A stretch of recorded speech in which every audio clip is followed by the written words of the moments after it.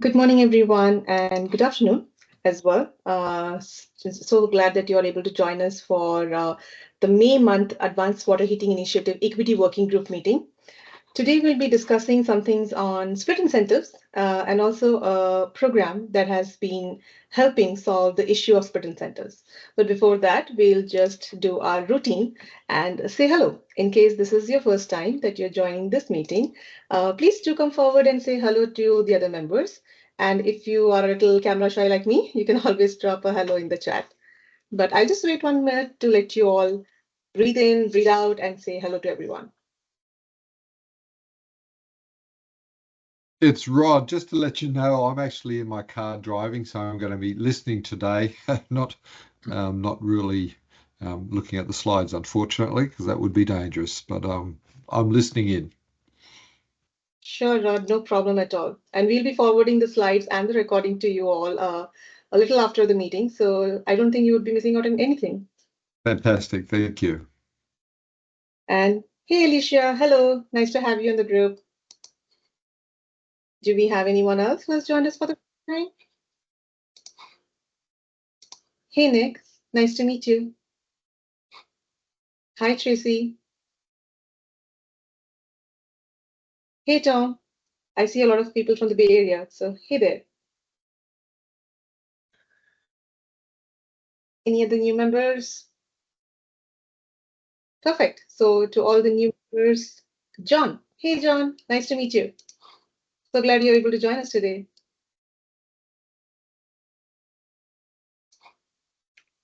So with all new members and the old members, let's move forward.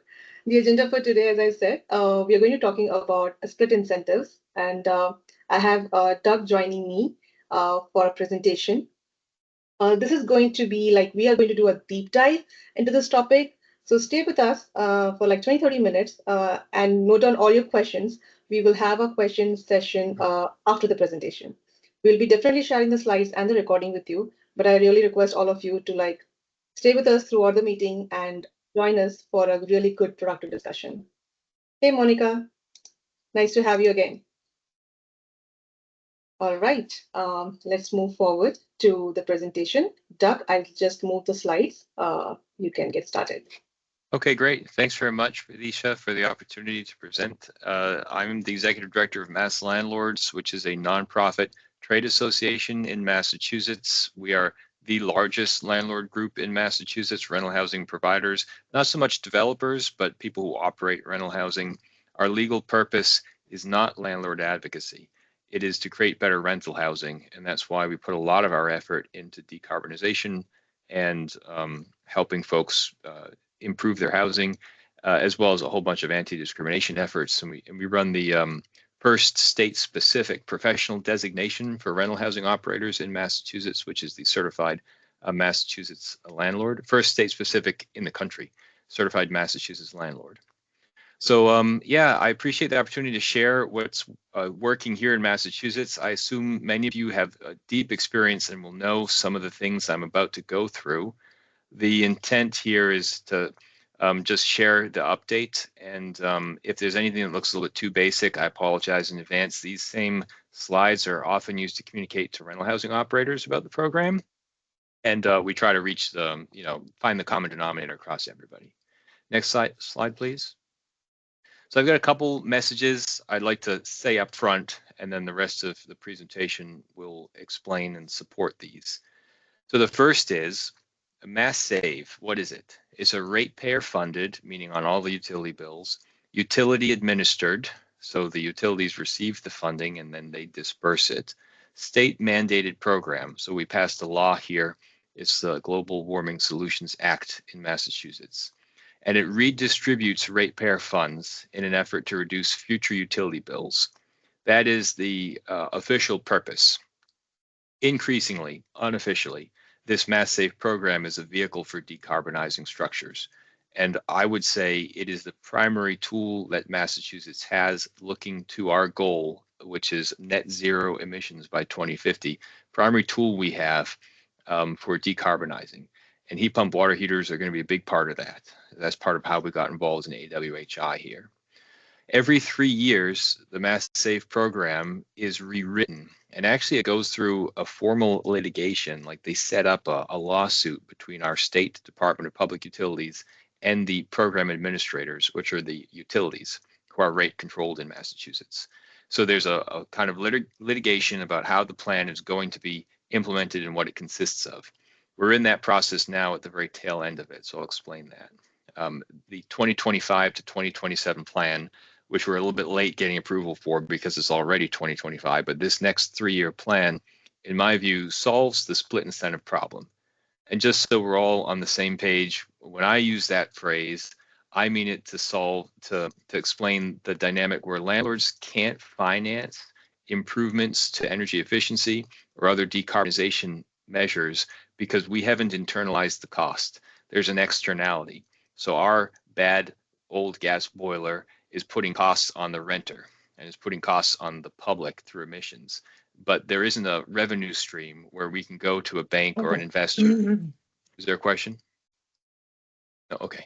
We can't go to a bank or an investor in order to get a loan for this furnace, except through actually just like our own income or collateralizing the building. There's no individual profit and loss return on that.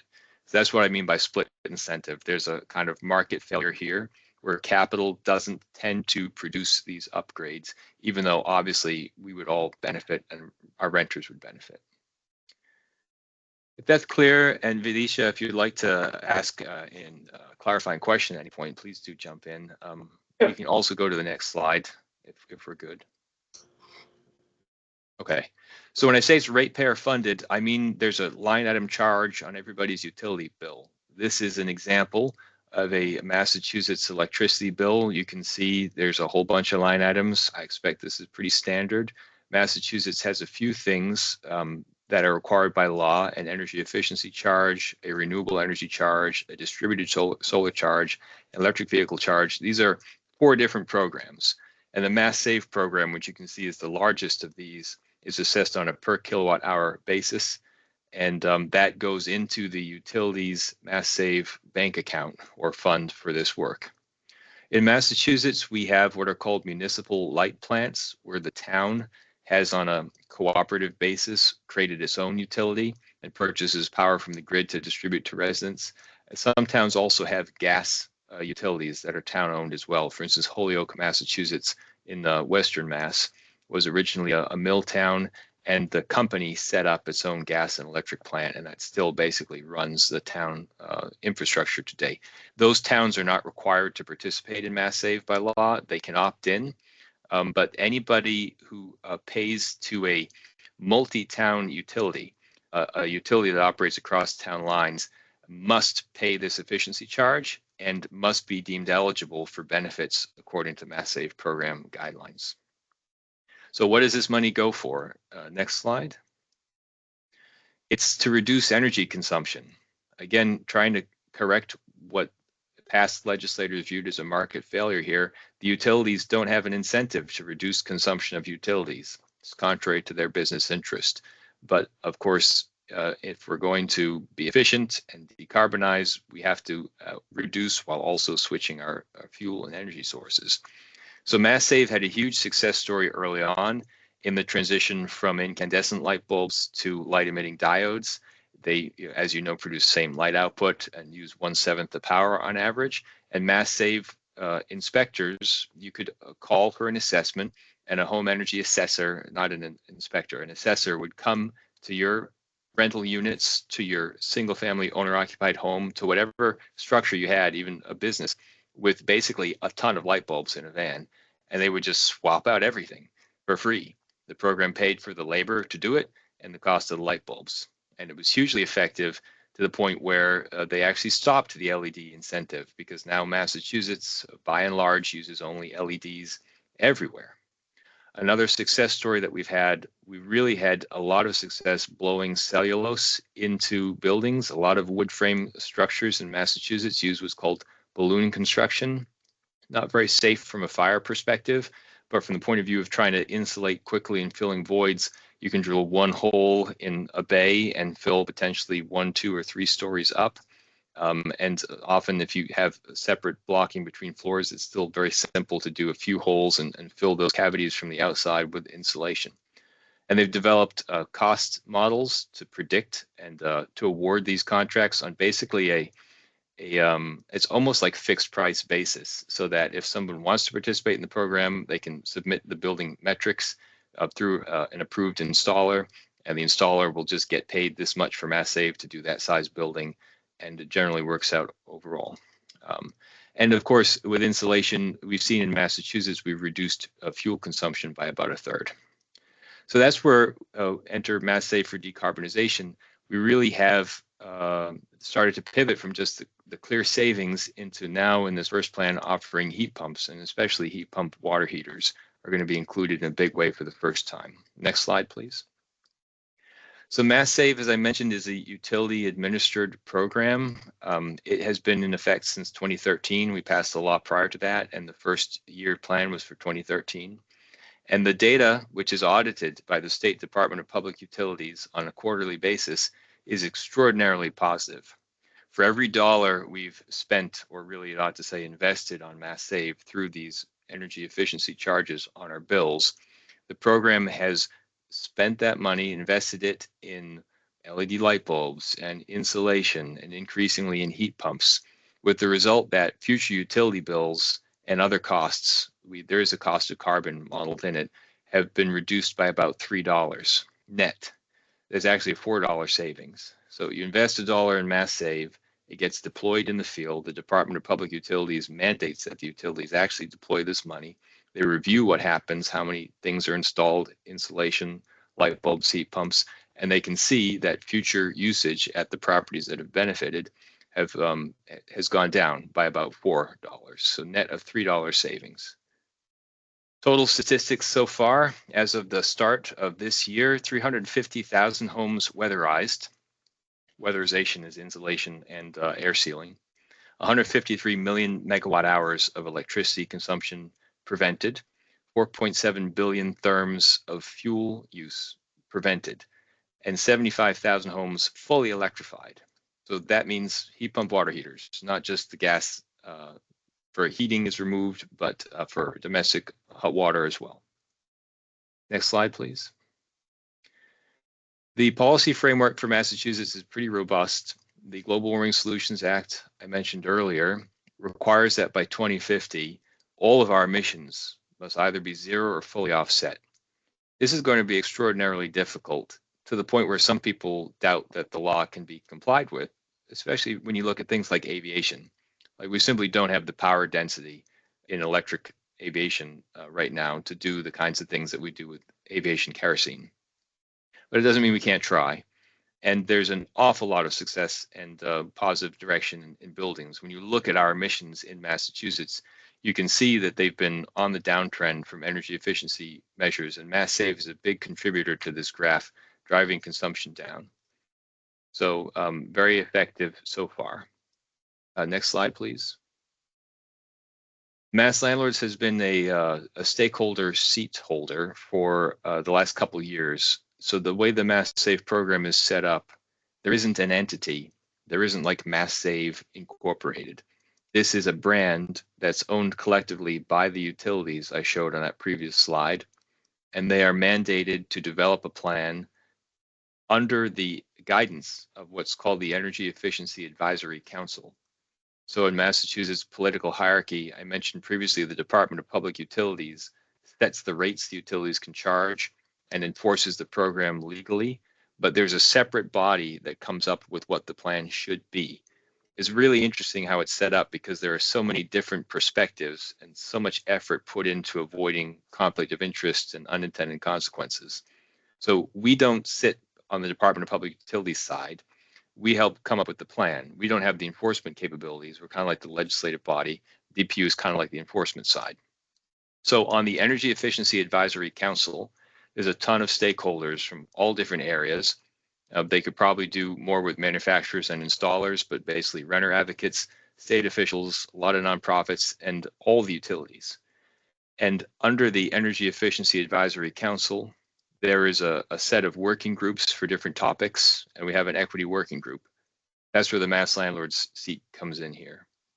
We've actually been looking at data for the last several years, even prior to mass landlords joining as an official seat holder, and realized that a lot of the folks in rental housing who pay these energy efficiency charges haven't been reached by the MassSave program for a lot of different reasons. I don't have a whole breakdown on the equity reasons, but I think you all can guess why. It's lack of awareness about the program. In prior iterations of the program, it's not having the money to put up front, because in some prior versions of MassSave, you had to pay for the system to be reimbursed later. It's a lack of language access. So a whole bunch of Massachusetts residents don't speak English as a first language. Spanish, Portuguese, Chinese are the kind of top, but there's a list of 7 that we consider essential to support here. And if you go longer, there's even more than that. And these topics are very technically complex. So you have to get permission from a renter and the landlord to drill holes in the wall and stop the boiler and change the way the heating works. And you have to educate on how the mini splits work and how the heat pump water heater works and so on.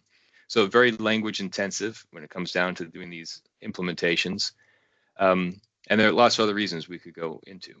But basically, we recognized that MassSave has the potential really to go really deep into the equity space if we just correct a few things. So I'll mention later what the new plan is going to do. But first, I'd like to kind of just introduce really how MassSave has already helped rental housing operators here with a testimonial, and then go through some terminology and talk in particular about what the program does. So if we're still good, Vidisha, we can go to the next slide. Sure, Doug. Thank you.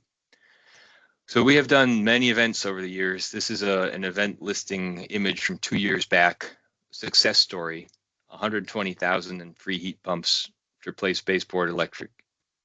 That's a real example. And separately, the text on the left here is from a different landlord. So a landlord wrote in support of the MassSave program to let us know what their experience was like. So Laura said, a year ago, I have 2 properties in Three Rivers, Massachusetts, which is part of Palmer. In the first building, MassSave paid to have the knob and tube removed. So what does that have to do with decarbonization? We'll talk about that shortly, but they paid to have knob and tube wiring removed in the building. They then covered the cost of materials and labor for installation to be installed. The cost of the project was $25,000 and I paid $300. Real story. And I only paid $300 because I qualified for a heat loan based on my personal income. So part of this is they borrowed some money to do that. We could talk about that later if folks are interested, but that's not even a main thing going forward. The heat loan's kind of passed at this point. In the second building, I have a tenant who's low income. So here we are in the equity space very firmly. MassSave moved the project into the Community Action Program. We are required to use federal dollars where they exist, and the Community Action Councils generally leverage that in a way that the MassSave program doesn't. So they mentioned not only that they'll cover the same work as the first building, knob and tube removal plus insulation, but also they're going to update the 3 electrical meters, remove 2 furnaces, and install 2 mini split systems, all for free. Have not seen the numbers yet, but my guess is around 50,000. Laura did get the heat pumps installed, and it was around that amount, all entirely paid for by these energy efficiency charges on these utility bills that we've now been collecting for 12 years and paying out on a 3-year basis. So let me give you some of the brass tacks about what MassSave is doing. Over the next few slides, I'll just give you implementation examples. So I'd like to first start with some terminology so that when you go to the MassSave website, you won't be confused depending on what your background is. The next slide, please. I'll just mention as well while we're here, the MassSave website is masssave.com. I guess I could maybe put that in the chat. I'm not seeing the chat, by the way, as I present, but that's the official site. So you may go to the MassSave site and see residential, and if they say residential, they particularly mean residential market rate, so that tends to mean not the equity space. It doesn't mean in the MassSave world non-commercial. It's just, I don't think that's the correct usage of the term residential, but it's how they talk about it. And then when they say income eligible, what they mean is verified through another source. So we have the federal low income home energy assistance program, or the home energy assistance program, which I know has been gutted. The staff have been gutted, but at least that's, if you have had that in the past, that's a way to prove income eligibility. Section 8 or other housing vouchers also qualifies people. So there's a whole line of income eligible offerings. When they say multifamily, they tend to mean 5 units plus. I mean, in the landlord world, anything with more than 1 unit is a multifamily. When they say single family, they tend to mean 1 to 4 units. Slowly, you're seeing the terminology change, and so they're kind of being more what I would say market oriented. But you may see some of this terminology in older program documents. And there's flexibility when assigning, which program intake people go to. If it's a townhouse, 6 buildings in the same development, 2 units each, could be either single family or multifamily. There's flexibility as to how you get that done. And there are separate Mass Save programs for construction, for commercial and industrial. I'm not going to go through all that here, but this is a huge program. And just to give you a sense of scale, the next 3-year plan is going to be about $4.5 billion with a B, billion dollars in Massachusetts. Let's look at the next slide here to start going through some examples of things that people get through the program. Sure, Doug. I just had one quick question before we move to the next slide. Yes, please. Say 1 to 4 units for single family. Are you talking about individual units, or are you also considering low-rise multifamily buildings with 1 to 4 units? Yeah, so when the Mass Save program says single family, they mean low-rise multifamily. Okay, thank you. I don't know why. Yeah. Okay, so this is what we mean when we say weatherization. It means you can see there at the picture they've pulled off a strip of the vinyl siding to expose what looks like a kind of like metal foil underlayment. They drill through that with about a I don't know how big it is, pretty big, maybe 4 to 6 inch hole saw, and they put the van is full of cellulose and they blow in that way. And then insulation is also included. So they send around a team to all the doors and they cut insulation and hammer in weather stripping on the side, and they can do window work. And also they go into the basement and they spray foam around the sills of the basement. So basically they're really trying to reduce airflow. With an old building, I think this one in the picture was built in the late 19th century. With an old building like that, you're not going to get it up to modern code standards, but you're going to make a huge difference.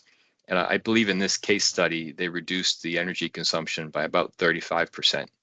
So that's a significant thing. I'll just point out here, Mass Save, the devil's in the details. This wall with the meters on it could not be insulated from outside because they didn't want to interfere with the meters, so they had to do that from inside.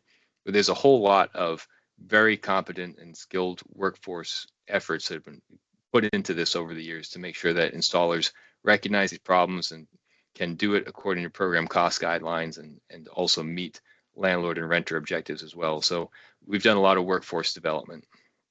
Next slide. You can't insulate in a building that has knob and tube wiring. It needs to breathe in order to dissipate heat. Maybe other parts of the country you don't have this problem so often, but with our very old housing stock, we've got a lot of wiring here that's still cloth covered and separated from the structure with these ceramic posts. And then that's the knob, and then the tube, as you can see on that beam there, they cut through the beam, and then they have some I don't know what that is, just airflow around it. Likewise with vermiculite, there's nothing inherently wrong with vermiculite, but there was at least one site that was contaminated with asbestos when they produced the product. There's a trust settlement fund for it, and it shouldn't be blown over when you're doing this blow-in cellulose work. So rather than tell people, no, we can't deal with your property because it has knob and tube or because it has vermiculite, Mass Save has worked over the years to develop what's called a barrier removal program. So if knob and tube or vermiculite or maybe electrical service or something is a barrier to your taking advantage of this program, the program may come in and eliminate that barrier. So knob and tube removal, a long history of doing that, vermiculite as well. Service upgrades are a new thing. So you'd like to electrify, you want a heat pump water heater, but you need a 20 amp circuit for it because it's cold climate and we're not sure the 110 is going to work well. Well, the service might be upgraded at the program's cost if it's reasonable and necessary. That's the standard they use. So that's a huge deal, and it's really helpful in a lot of these old buildings, especially undercapitalized buildings. A lot of rental housing operators struggle maybe shouldn't be in the business because they don't have enough money to make these major repairs, the program is enormously impactful. Next slide, please. The program covers heat pumps for space heating. I think we all know that these also provide air conditioning, and that's a really important selling point because lots of landlords and renters are bandwidth limited in terms of how much time they can put into their decarbonization work and so on.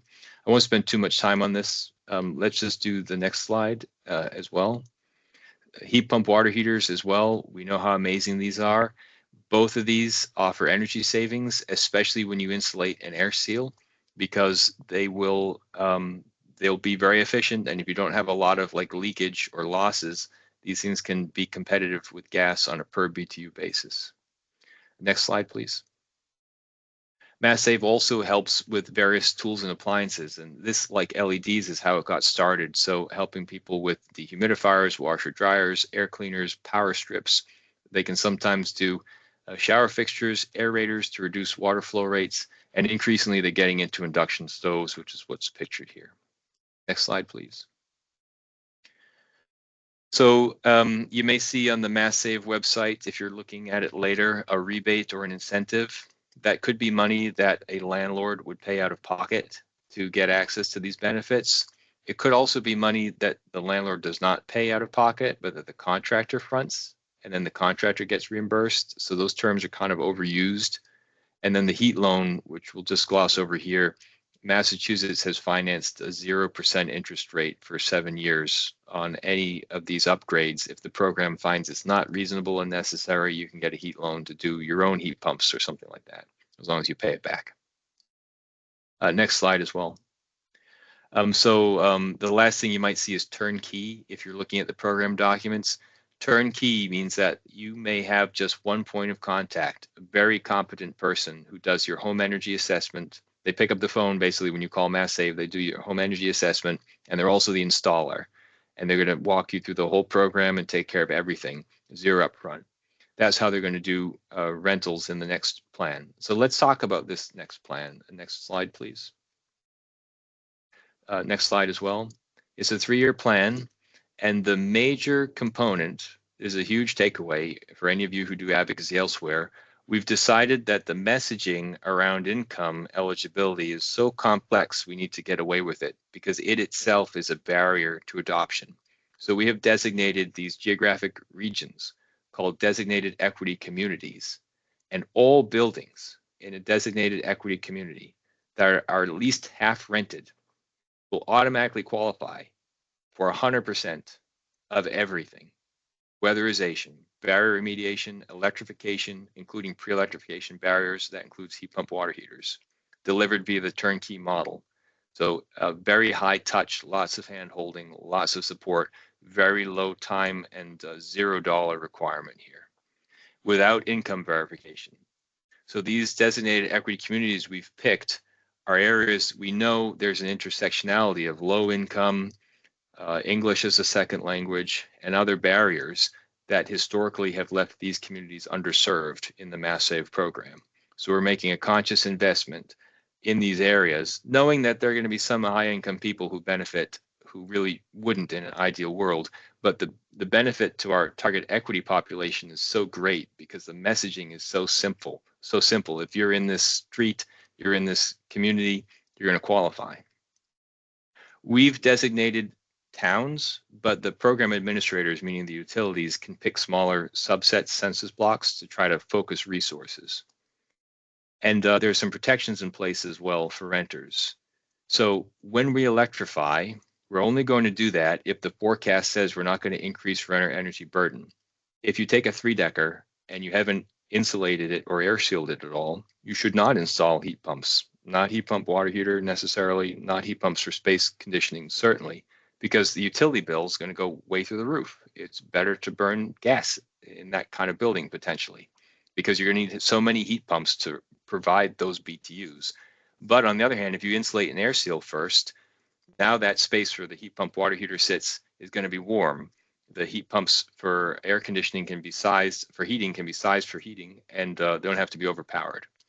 So it's important to do the math and figure out, yeah, it's going to make sense here.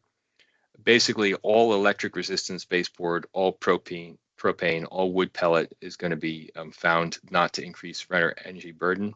And it's going to be a question, there'll have to be some math done for gas. So anyone leaving those systems to a heat pump. Also, the landlord's required to sign a form similar to our low income program form that states they're not going to evict the tenant or raise the rent because of the improvements. This is something that is a little bit of a barrier. Some landlords balk at this, but we're here as mass landlords to explain to folks that it doesn't mean you can't evict or that you can't raise the rent, but you have to have a different reason. You can't do it because of the program. You know, you get the free heat pumps, and now you think you can rent to a higher class of renter. No, you can't do that. That will be a big problem. But we're trying to address those kinds of unintended consequences. And then there's low income funding is eligible. So regardless of whether you're in a DEC, you can access the program through the low income route. Next slide, please. Hey, Doug, Jessica has a Yes. question, if you don't mind. Yes, please, let's take it. Sure. Jessica, do you want to come online and ask your question? Sure. I got two questions. So number one, on the form that you require the landlords to sign, how do you guys enforce that? Like that they, are following what they agreed to? Well, ultimately, that would rely on the program administrator to bring a suit against the landlord and put a Okay. lien on the property so that when the landlord sells, the program gets reimbursed for it. I would Okay. say, to my knowledge, this has never needed to be enforced in the 13 years we've been running the program. Okay. And then it sounds like you guys basically identify an area as low income, and then if the building falls in that territory, you consider that low income. Is that correct? Yep, even though it might land on a condo or something fancy or newly renovated, we've picked these areas where there has been historic underinvestment. Okay. And for identifying those areas, is there a particular tool or company that you use for identifying those, or? I believe it was done with consultation at the program administrator side, so they hired a consultant, I mean to say. But Okay. basically, there's a lot of census data. So we looked at what percentage of the population are renters, what percentage of the population are low income, and then we had a different data set to layer on for English as a second language. Massachusetts has done a lot of environmental justice mapping, and we could see these census blocks with intersectionality. Okay. So I would start there if for your jurisdiction, start with census data and try to see what other data you can layer onto it. Okay. Sounds good. Thank you. Yeah. Doug, we do have other questions. Would you like to take them now or later on? If they're about the stuff on the slides, let's take them now so I can clarify while we're here. Sure. If they're just in general or we pass the slide, let's hold on to it. Sure. Bill, do you want to go first? Maybe Tom can go after. Yeah, and it's just a really quick follow-up on the DECs, the designated equity community. Is that a census tract, or are you going smaller than a census tract? We define them as a town, so much bigger than a census tract, and we let the program administrators decide. And the reason we let the PAs decide is because a lot of the, especially gas utilities, have assets that need to be retired. And so we want them to have discretion to say, you know what, we're going to focus at first on ending this gas line so the whole neighborhood will be electrified, and then we can just cap that line and we don't have to repair that ever again. Thank you. Thanks, Bill. Tom, do you want to go ahead with your question? Yeah, yes, Doug, for barrier removal on electric panel service size, do you know, does MassSave offer power efficient design assistance to fit electrification on the existing electric service size, or I just think panel upsizing? I think that's going to be something you can get approved on a case-by-case basis. It's not written into program documents, but what happens is when you have a home energy assessment and they say, look, this is what your options are, if the person doing the assessment knows that there are special smart panels or whatever that can fit your plan into the existing capacity, they can quote that and the program can review that for reasonableness. I see. Thank you. Yeah, that's Doug, for us, that's very new. Go ahead, Venetia. Yeah, I just have one follow-up question. When you talk about like the landlords cannot raise the rent, is there a certain period or is it like, for lifetime they cannot raise the rent? It depends on the actual wording. We're trying to standardize this. I've seen some that are limited for 2 years, but I think you could say lifetime you cannot raise the rent because of the investment. So whatever the reason is, there has to be a different reason. It can't be because of the heat pumps. Okay, thank you. And just for folks who aren't familiar with Massachusetts landlord-tenant law, the state puts most of the presumptions on the renter's behalf, and so it's up to the landlord to prove conclusively that something is kosher, is correct. So a renter would basically be able to say, well, they're raising the rent because of the investment, and the landlord would have to prove conclusively that it's not the case. So the burden's on the landlord to prove that. All right, let's do the next slides. I think we had intended to kind of have my section wrapped up in the next 2 minutes. Vidisha, be okay if I went over that a little because we've done some questions already? Sure, no problem. Take your time. Okay. So the program in implementation is actually pretty complex because they tried to cobble together different funding sources. So there's a low income column of funding, there's a moderate income column, there's a renter column specifically, and then there's a market rate owner. So like MassSave will serve, especially just like anybody in a home, moderate income owner targeting especially seniors who are in their home, low income owners or renters, also seniors. And then the renter bucket is kind of new and overlapping with these because we're particularly trying to get into rental housing deep into the equity communities here. And you can see just the level of largesse and support in the program. Many of these boxes have 100%. Some have income verification. Some just say automatic qualification because these areas are underserved and we haven't been able to reach them. So it is a little bit complex, but like I said, there's a very large team of people on the utility side, the state side, in 2 different parts of the state working to come up with this plan and leverage not just the energy efficiency charge, but when available, federal sources as well. Next slide, please. So of the 4.5 billion starting any day now, when the Department of Public Utilities approves this plan, roughly half of it will be earmarked specifically for residential to cover 100%. And I've put the list of the equity communities up on the town. You can see Boston is there. Boston absolutely has very fancy housing that doesn't need MassSave help. But it was determined that there's such a high concentration. Boston is actually a very big municipality with a lot of areas that are really historically underserved. And the utilities have discretion to go in and say, it's not all Boston. It's particularly Mattapan. It's particularly parts of Dorchester. It's you know, that kind of Boston, not the like Back Bay Boston. Next slide, please. I want to give you an idea of the challenges, just so that you don't copy paste this program exactly as it is written today. I would like you to try to implement this if you can. I think there's so much good about it, but I just want to let you know some stuff that's going on here. So utility bills go up, and that creates pressure on consumers. The pressure comes from market forces, tariffs, inflation, and many other factors. That pressure requires consistent messaging about how the MassSave charge is an investment in future savings. So it's really important for the public to understand when they pay that, it's not going into a black hole. That money is available to come back to them if they have any efficiency concerns. They want insulation, they want heat pumps, they want a heat pump water heater. They need to understand what that is for. And we're particularly challenged because this next plan is so redistributive. It means that in the past, a lot of folks who've been paying into the program don't realize that this program is there. We have 2 different factions in Massachusetts, probably the same everywhere in the country. On the left side, we have a general distrust of the utilities and a general desire to pay lower rates for all consumer items. And they were effective at reducing the MassSave budget against their own interest, I would argue. The initial plan was $2.5 billion, and the Department of Public Utilities just a few months back ordered a 20% reduction in order to hold utility costs down.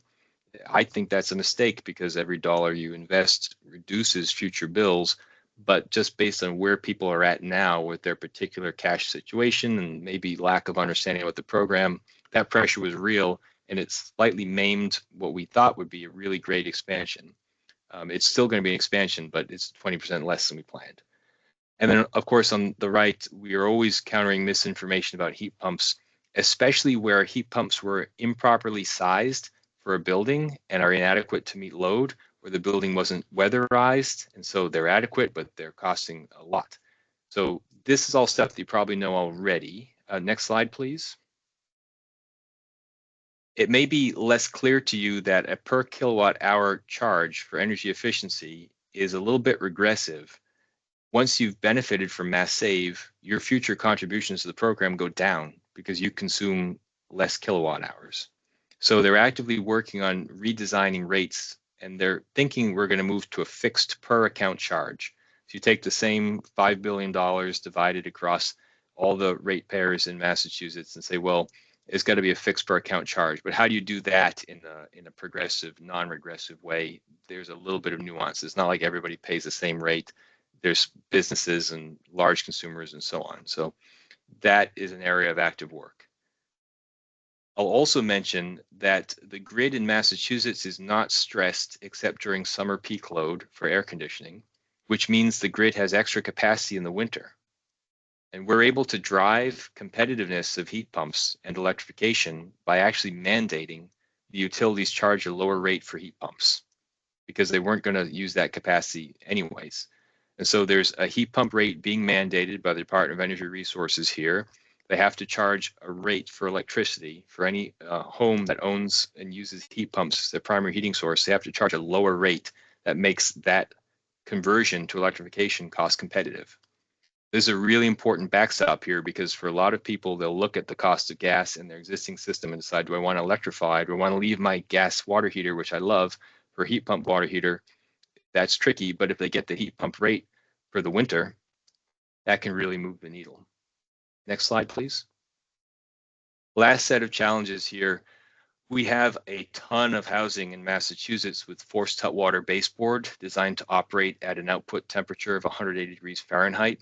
We are just now getting on the market these heat pumps for space conditioning that will do that high output temperature. Like, you know, heat pump for water heater, the output temperature is going to be like 120, 130, 140, but not up to the 180 that triggers good convection in the baseboards.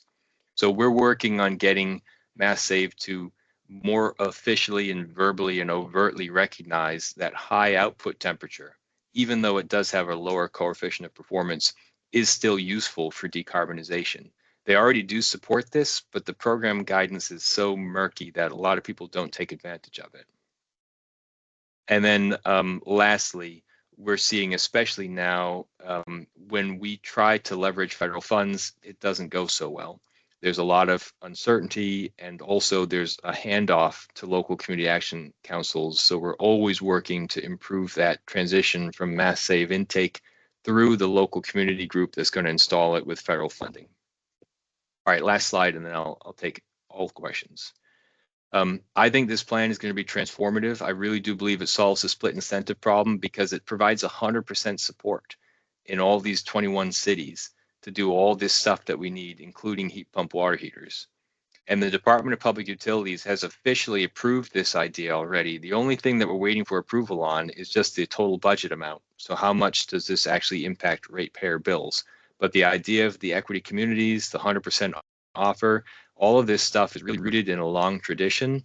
And the DPU has explicitly approved these aspects of the first plan that we've submitted here to do this designated equity community work. So I really think this is positive. And when I've talked to landlords in other states around the country, I haven't heard of anything quite so powerful. So I hope that some of this is useful for you all if you do advocacy, and maybe we can all move in this direction because I feel like it's really working very well here. All right, what questions have I missed? What questions can I answer? Thank you so much for that presentation, Doug. Yes, we can take up some of the questions in the chat. Evelyn, do you want to come forward and ask your question? Yeah, I was just wondering if low-income renters outside of these DCs can still receive this funding, or if it's specifically for those towns now. The funding is available without income verification inside the DECs. Outside the DECs, all they have to do is income verify. Great, thank you. Yep. Jessica, do you have a question? Yeah, so when you talk about the energy efficiency charge and they, they pay whatever based on kWh, How do you account for, like, let's say they're going from a gas water heater to a heat pump water heater? Obviously, in that case, their kWh is going to increase. Yes. Well, so I didn't show a gas bill, but the Okay. energy efficiency charge appears on both. So Okay. if we were able to electrify them and their bill didn't change, their contribution to the program would remain the same. It would just switch from one bill to the other. Okay. And do you guys report on like therm saved, kWh saved, and then Yes. like carbon? Yeah. Yeah. MassSave doesn't do after the fact measurements, but we have a model. So if we know we have this type of building, this type of heating appliance, and we're switching to heat pumps, we're going to take credit for this many therms saved of gas. Gotcha. Okay. Thank you. Thanks, Jessica. Tom, you have a couple of feedback. Do you want to talk about them? Sure. One thought that occurred to me back on the designated energy or equity community was that it would raise property values in that whole town because it provides free capital improvements to all properties in that town. And then that allows those properties to lower their operating costs. Is that something you're seeing already, or just an opportunity for folks to start buying properties in the decks and bidding up the prices? Well, we don't have data on it. You raise an interesting point. There are all kinds of unintended consequences when you have a lot of public money come in to subsidize something. I guess my starting place is MassSave is available to everyone in Massachusetts, and we're making these investments in the DECs because they've been historically underserved by the MassSave program. So we've already had the effect of if we raise capital values or asset values in other parts where we operate, we've already done that, especially in single family neighborhoods, because single family neighborhoods have been the most to participate. So it's higher educational attainment, people paying more attention, more aware of the opportunity, so they've already got their heat pumps. So if we do end up raising property values in the DECs, I think it would be more to parity with what we've already done elsewhere. But you raise an interesting point. It probably should be studied. You know, is this going to have a kind of inflationary effect on asset values? And it may. And then the other thing I was thinking about, that winter capacity or winter peak shift that you're looking at by about 2030 in that area. And it occurred to me that with careful heat pump sizing and kind of efficiency efforts to avoid resistant strip heaters in those heat pumps, that a lot could be done to delay that shift over to a winter peak and preserve kind of that capacity space you have. Yeah, I agree completely. I think there's an awful lot of work to do with load shifting in general and being efficient. You know, one of the issues we haven't even mentioned here, but a lot of times the heat pump installers don't want to put a mini split head in the bathroom because there isn't enough room and it's prone to moisture. And so they'll say, well, let's install electric resistance baseboard there. And that's entirely contrary to the objective of the program, to reduce these loads and that inefficient usage. So there's a lot of stuff that we can do to improve that. Absolutely. Sure, Cody. Do you have a question? Yes. Hi, my name's Code Bruder. We run electrification programs in California.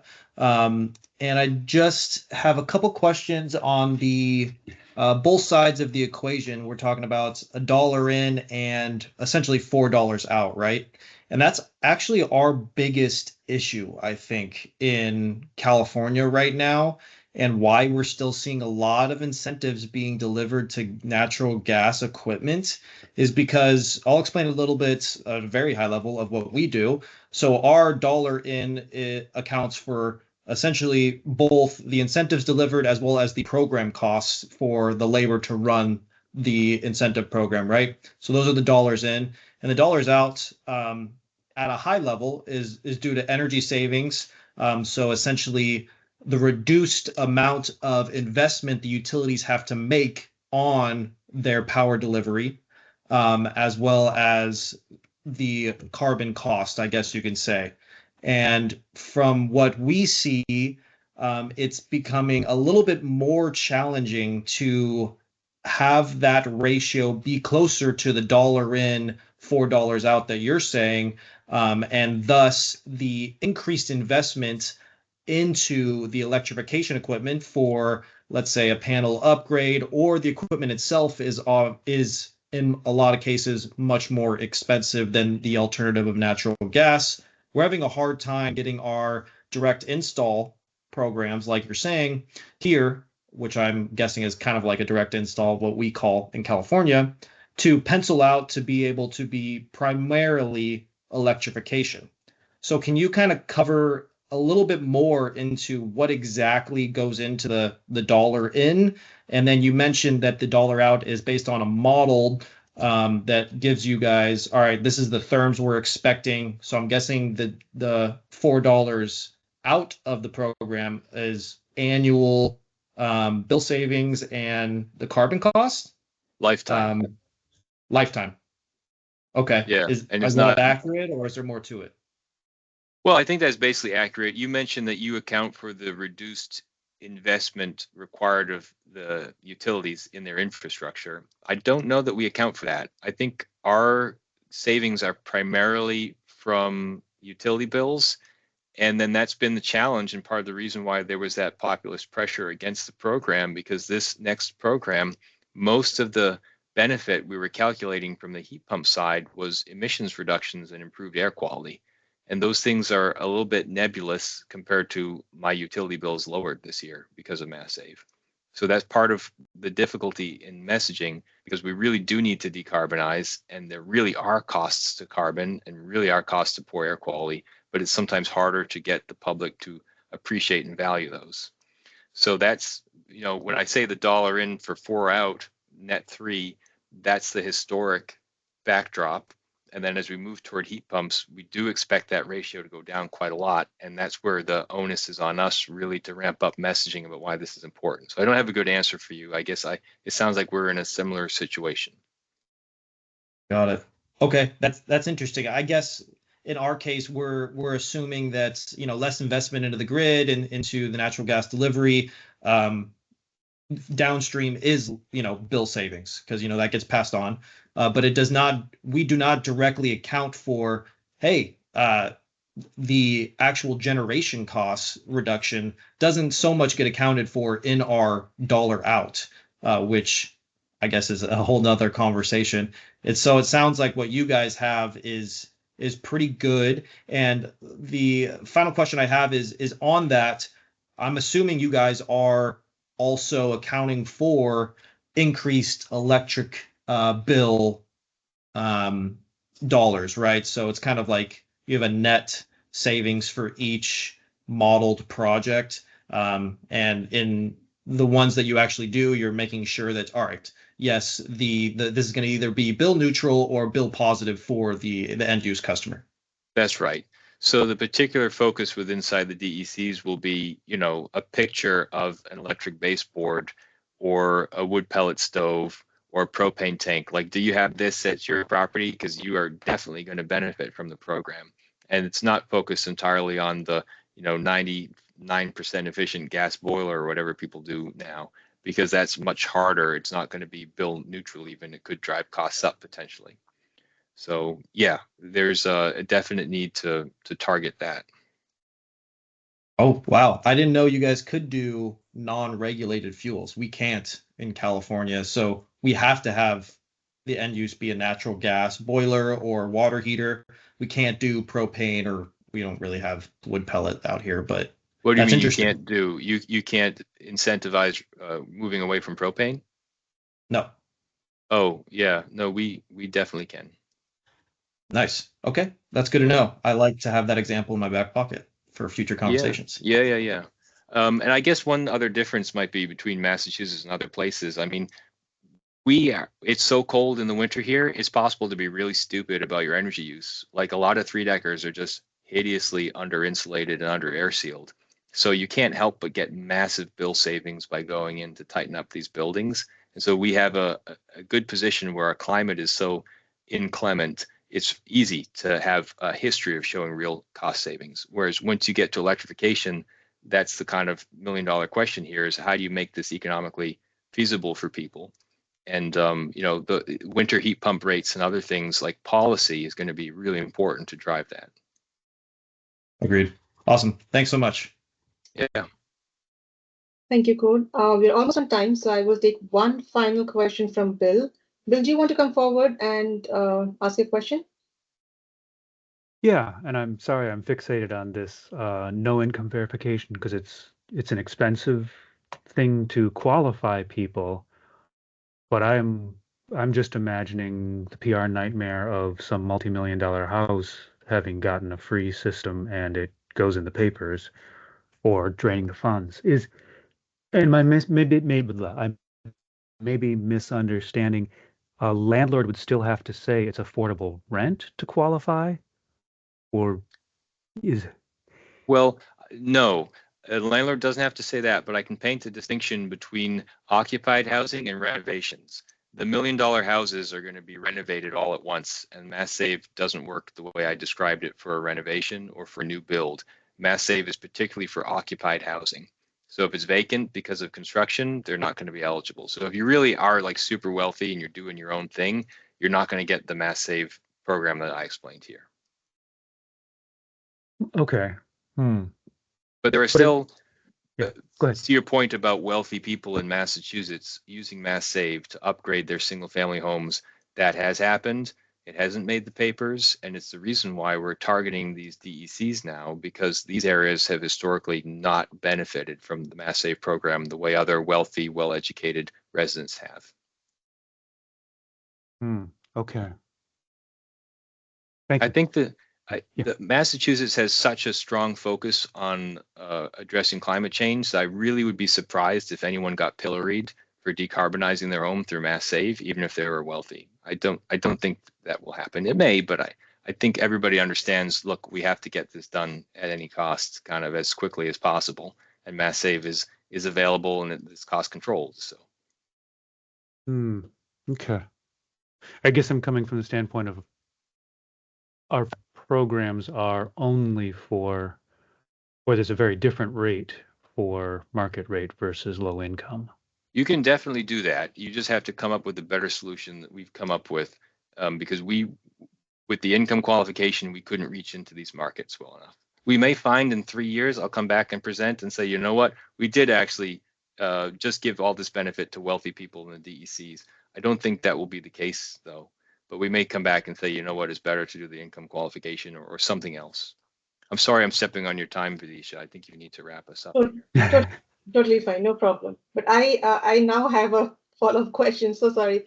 How often do you update the data set for all the DEC communities, and also like in case there is an area where the market rate is going up? Reporting is done quarterly. Okay, thank you. I would like to invite my colleague Dipti. Dipti, do you have any final notes or remarks? I'm trying to.